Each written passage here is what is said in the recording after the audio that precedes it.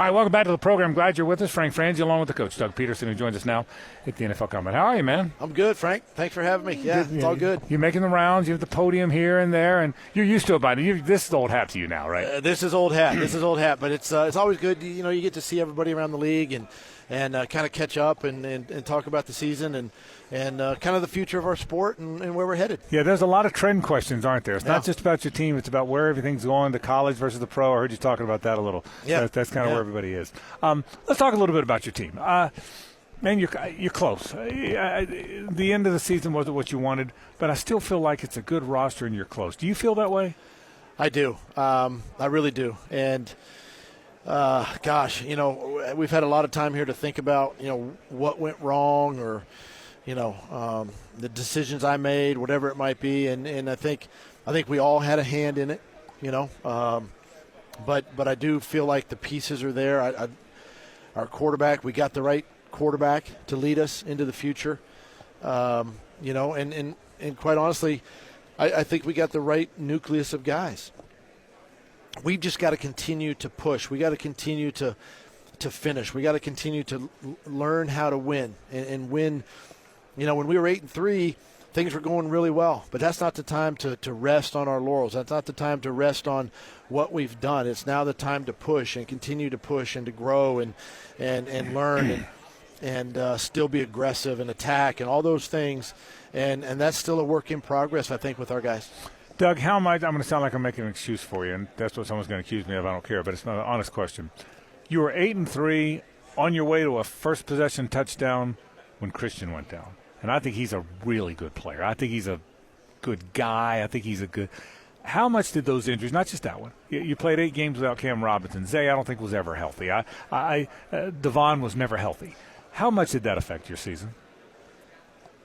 Those are our best players. Yeah. Those are our best guys. And when they're not on the field, it's going to affect you. And say what you want around the league. A lot of teams played with backup quarterbacks and backup offensive linemen. But for us specifically, those were our best players. And, it affected us. It affected us in many ways because, to your point, Zay was never healthy the entire season, right? And Christian got hurt in the Cincinnati game. I feel like we're going down, to your point. We're going to score an opening possession touchdown right there and still had a chance to win that football game late. Devon Hamilton missed half the season. Cam, never himself. Never. Cam misses half, misses 8 games, and the inconsistency we had the left side of our offensive line. I just think all of that affects you as a team. It weighs on you as a team, and you don't want to make the excuse. But it's something that we have to learn from and just understand that injuries are going to happen. Next man up mentality, and we got to make sure the next guy is coached just as hard, just as well as that starter is. Trevor's one of the guys that played. He had the knee, the ankle, the shoulder. He had the concussion. So I got a little chuckle over there when someone said you have the right quarterback. I'm thinking, yeah, he's probably got the right quarterback. But I chuckled a little, sorry. But how did he play, and how much did all that affect him? I think up until the injuries, he was playing really well. I do think the injuries affected him, and he may not tell you that. The prideful guy in Trevor, and I'd probably say the same thing. It didn't bother me. But I'd have to say that it did bother him because he missed practice time. And regardless of who it is, when you miss practice time during the week, one day is fine. But if you miss a couple of days and then expect to play at a high level on Sunday, it's hard. It's hard. And so I think it did affect him,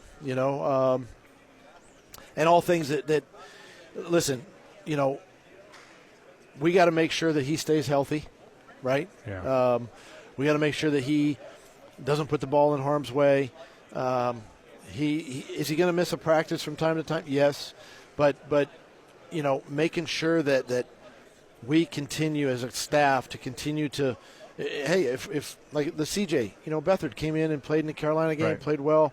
We win that football game. If it's a matter of doing that for a game or two until your quarterback gets healthy, you do that. But listen, these are our best players, as we said, and when they miss practice time and miss games, it's going to affect your team. You made a point over there. I didn't think about it, but counting the time that Ezra Cleveland was here, that group played together one time. I didn't think about that. Last game of the year. I didn't think about it until you said it. But counting the time, if you went Cam, Ezra, Luke, Sheriff, and Anton, there's only one time. I didn't think about that. So they never. Time. There's continuity issues, aren't there? Yes. When that happens. Yeah. There's continuity, and that's what I'm saying. And Ezra was kind of beat up at the time too. Yeah.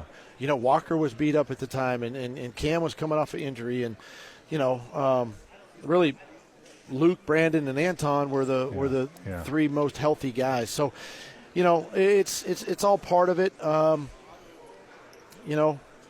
Coaches, we got to coach better. We got to simplify things and make sure that our players are getting the most out of what we're asking them to do. Doug, how did Luke play at center? Did he regress at all in your mind? How did he play? I thought he played okay. I thought that he there was moments in there where I think his confidence wavered a little bit, and I think that just came from outside influences. The media was on him, national, local, the whole thing, and that did affect him a little bit that way. We didn't help him much, or much at all with some of the scheme stuff, asking him to do too much, as a young player. Those are on us as coaches. And so all of that took a toll, I think, on Luke as the season went on, and he's played, I believe he's played every game. Yeah, all but right. 3 snaps, I think, in 2 years. So he's played a ton of football. And we still feel very confident in Luke that we can get it done and he can get it done. And looking forward to this offseason with him. Doug Pederson, this is the Jaguar football coach. Let's talk defense. You made wholesale changes on your defensive staff, and you made them swiftly. At what point did you realize, or at least start thinking, that I may have to change things up over there? I mean, it crosses your mind later in the season, a couple weeks left, Mm-hmm. I just felt like things weren't going in the right direction, there. And listen, I'm not putting all the blame on that side of the ball either, because the offense has enough blame of its own, right? And we're all in this together. So, but thinking about it, it was later in the season, and just felt like that, was going to make a change, at the end of the year, and really, stir things up, shake it up a little bit, and try to help us, get back to winning. Tell me about Ryan Nielsen. Why is he the right guy? I love the press conference. I mean, he seems like a football coach, man. But why is he the right guy? He's a ball coach, and I just love he's a former defensive lineman. He had a cup of coffee in the National Football League a little bit, but he's coached some great players, whether he was in New Orleans, obviously in Atlanta. He coaches defense like he was coached, and it's a very simplistic yet aggressive approach. Attention to detail, the way he practices, where he puts his players, the scheme fits for guys, how he talks about players, what he needs on defense from a personnel standpoint.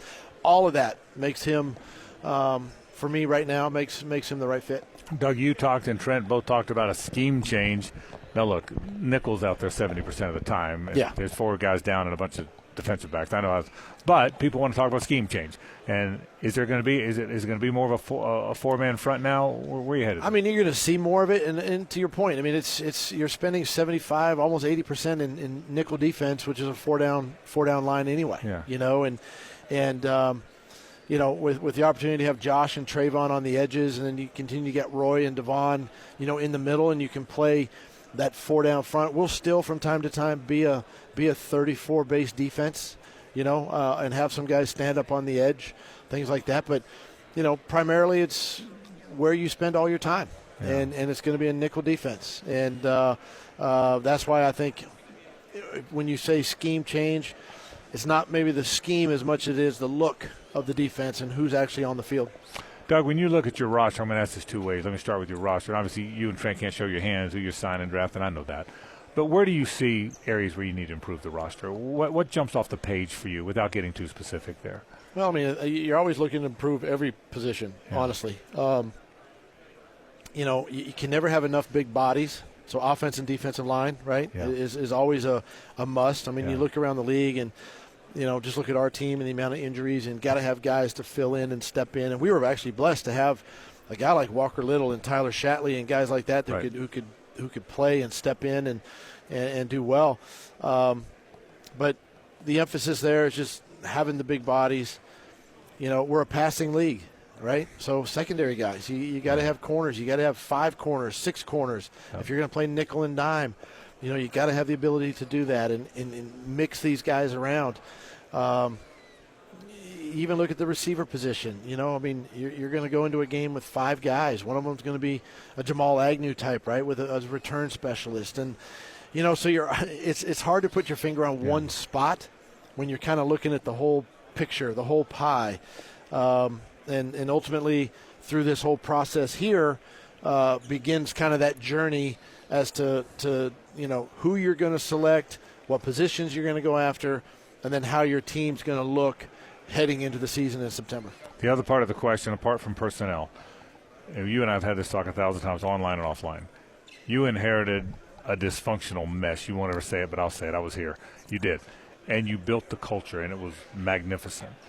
What's the next step? Because I think you got a good culture, but like you said, you got to finish games. You got to. So what's the next step emotionally with these guys? I think that's it, Frank. I think we got to learn to finish. Yeah. We've got to learn to finish, learn to win, and it's okay to be 8-3, but it's also okay to be 13-4 at the end of the season or whatever it might be. So being able to push, and that's all part of finish.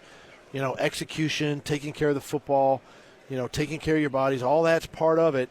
And that's kind of, for me, kind of the next step with our football team. We've done this now for 2 years. We've seen the high and we've felt the low, even though we've had 2 winning seasons back to back.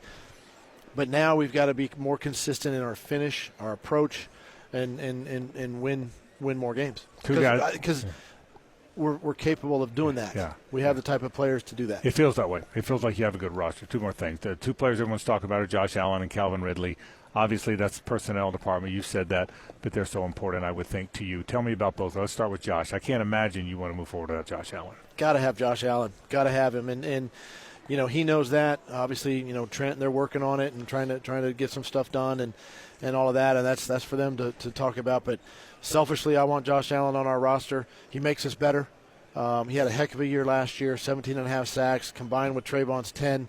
I mean, you're pushing 30 sacks with 2 guys, and that impacts your team. That changes games when you get players like that. And so yes, Josh is a big part of hopefully of us moving forward. And selfishly, I want to see him back. And Calvin Ridley, if you could, I would think you talked about keeping everyone together if you can, right? Yeah, if you can. I mean, that's the nature of the game. I mean, you only got so many dollars to spread around. We do know the cap went up this year, which is good, and all of that. But Calvin's another one that let's see what he does in year 2 with Trevor. Let's see what he does with the offense, second time around, and how he's grown as a receiver, and how he can work with Trevor, going into the second year together. So would love to have him. I think he makes us better, at the skill position. He gives us an element of speed, on the outside, and when you're the most pressed receiver, one of the most pressed receivers in the National Football League, that should tell you something. Yeah, it does. Right there. So that's the type of guy we want, and he makes us better as well. Final question. What's the next step for Trevor? I ask you that every year. I'm a big Trevor guy, and I think he played through all those injuries. You and I have had a lot of these talks, but what's the next step for Trevor Lawrence? Well, learn from last year. Be a bulldog, man. Just put your head down and go to work this year, and learn from the mistakes, learn from the good.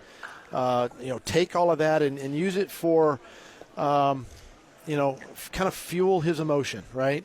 And lead the team like we all know he can lead, and then just elevate his game.